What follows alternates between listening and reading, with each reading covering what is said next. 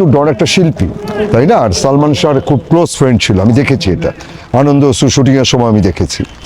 তো আমি হুট করে তাকে বলবো না যে সে অপরাধী, আবার আমি এটাও বলবো না সে একদম সাধু, কারণ যেহেতু সন্দেহের মধ্যে আছে। সে আনন্দের বিষয় হলো যে আজকে 29 বছর পর অন্ততপক্ষে বিচারটা হবে। হত্যা মামলায় এটা রূপান্তরিত হয়েছে, কিন্তু এটা খুব অবাক করার বিষয় যে 29 বছরের মধ্যে এটা হত্যা মামলা হিসেবে নেওয়া হলো না, নেওয়া হলো অপমৃত্যু। এটা আনন্দ ছবি। তো ডাবিং এর সময় আমি ওখানে বসা, তো সালমান গাড়ি থেকে নামলো, বা ডন এরা কে কে ছিল আমি জানি না, আমার অতটা মনে নাই কারণ অনেক আগের কথা। তো তো সালমান নেমে বললো যে নানা ভাই তুমি বইসো, আমি আসতেছি, তোমার সাথে আমার কথা আছে।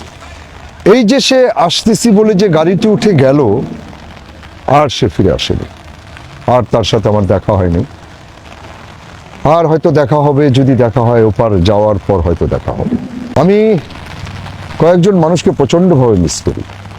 একটা হলো আমার ছেলে, যে ছেলে মারা গেছে, সালমান শাহ আর নায়ক ফারুক, আমার ছোট মামা। এই তিনজনকে আমি সর্বক্ষণ মিস করি, সব সময় মিস করি, এবং প্রতি রাতে আমার তাদের কথা মনে পড়ে।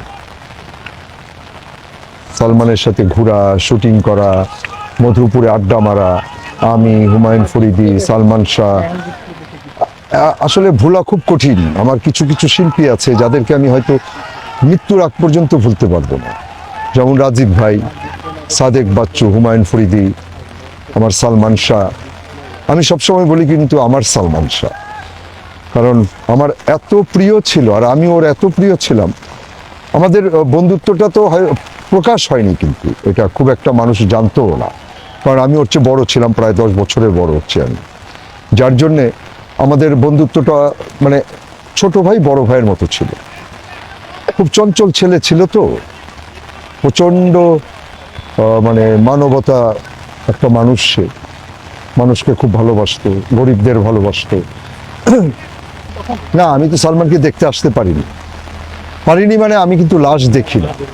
আমার বড় ছেলে মারা যাওয়ার পর থেকে আমি কোনো লাশ দেখে সহ্য করতে পারি না। আর জনগণ বা আমাদের দর্শক বা আমার শিল্পী বন্ধু বান্ধব যারা আছে, আমি যদি সালমানকে দেখতে এসে সালমানের বডিটা ধরে রাখতাম এবং চিৎকার করে কাঁদতাম যে না আমি যেতে দিব না, তখন মানুষ আমাকে মনে করতো যে না না সে অ্যাক্টিং করছে। তো আসলে এটা আমার ভেতর থেকে চলে আসে, যার জন্য আমি দেখতে আসি।